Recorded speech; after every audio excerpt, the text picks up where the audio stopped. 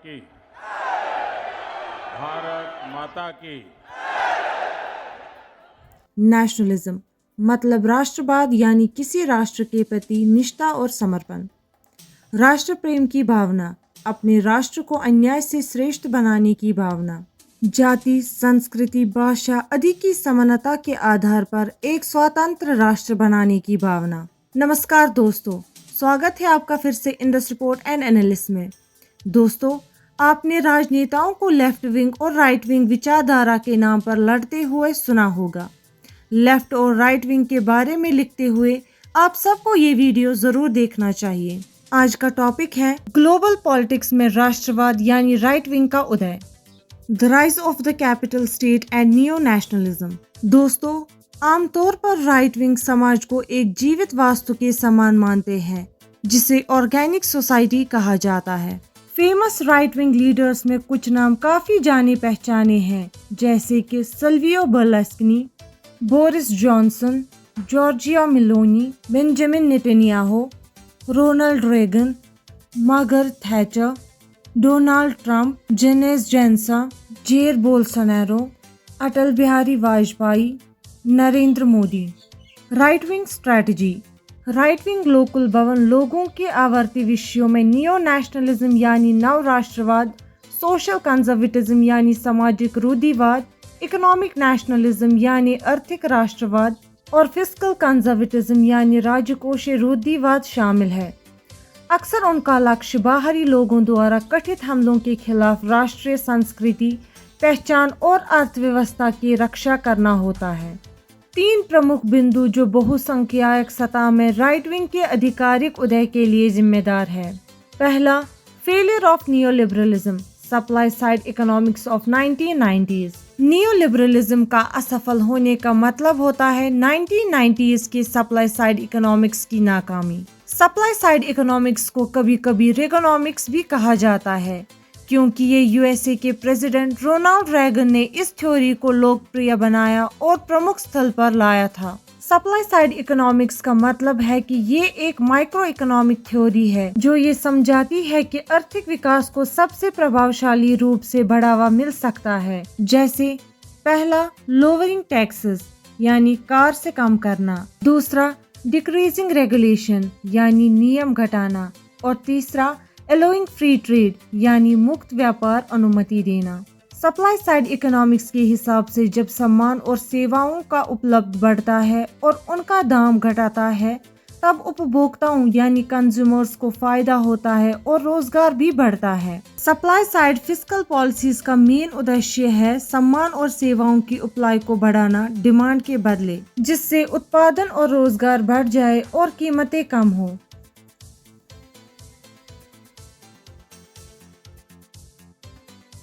Supply side economics types यानी supply side economics की किस्में। पहला, इन्वेस्टमेंट्स इन ह्यूमन कैपिटल यानी मानव पूंजी में निवेश, जैसे शिक्षा, स्वास्थ्य देखभाल और तकनीकी तथा व्यापार प्रक्रियाओं की ट्रांसफर को बढ़ावा देना। उत्पादन को बेहतर बनाना, such as education, health care and encouraging the transfer of technologies and business processes to improve productivity. दूसरा, टैक्स रिडक्शन यानी कर में कमी, काम करने, निवेश करने, जोखिम उठाने और प्रेरणा देने के लिए, यानी to provide incentives to work, invest and take risks. तीसरा, investments in new capital equipments and research and development R&D, नई पूंजी, उपकरण और अनुसंधान और विकास में निवेश, उत्पादन को और भी बेहतर बनाने के लिए, यानी टू फर्दर इम्प्रूव प्रोडक्टिविटी।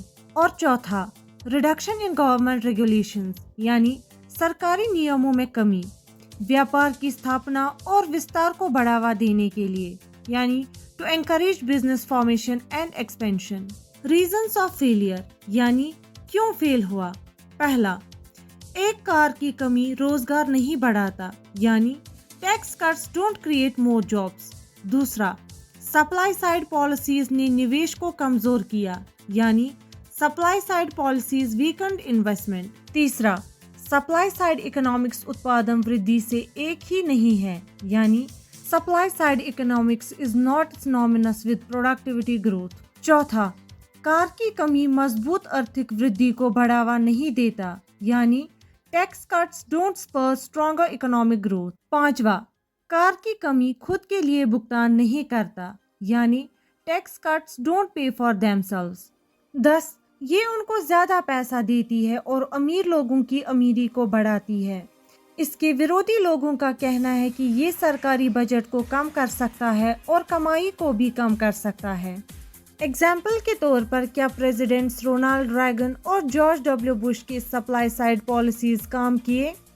क्या उन्होंने निवेश को बढ़ाया, वृद्धि को बढ़ाया और समृद्धि यानी investment, spa growth and cost prosperity को नीचे तक पहुंचाया? डेटा के अनुसार तो नहीं। चलिए दोस्तों, अब बात करते हैं दूसरे यानी फोकस ऑन प्राइवेटाइजेशन की। आइए जानते हैं पहले प्राइवेटाइजेशन के बारे में। जब सरकार का माल या बिजनेस प्राइवेट सेक्टर के नाम पर ट्रांसफर होता है, उसे हम प्राइवेटाइजेशन कहते हैं। ऑब्जेक्टिव्स ऑफ प्राइवेटाइजेशन यानी प्राइवेटाइजेशन के लक्ष्य।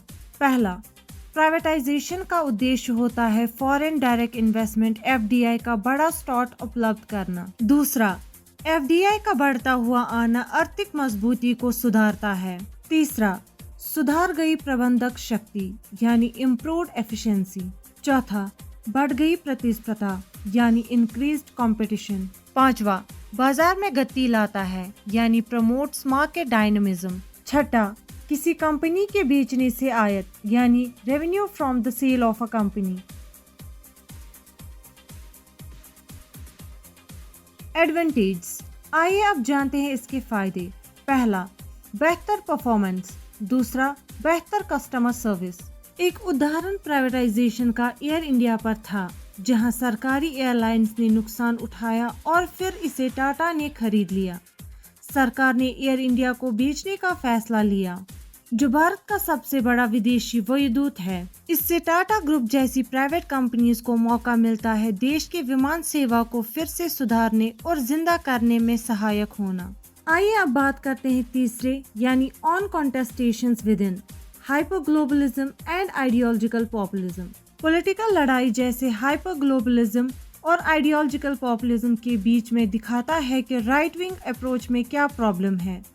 हाइपर ग्लोबलिज्म में बहुत सारी इंटरनेशनल मिंगलिंग चाहिए, जिसमें फ्री ट्रेड और कम सरकारी हस्तक्षेप यानी इंटरफेरेंस को सपोर्ट किया जाता है, पर ये अक्सर अमीर को और अमीर बनाता है और स्थानीय व्यापार और कामगारों को नुकसान पहुंचाता है।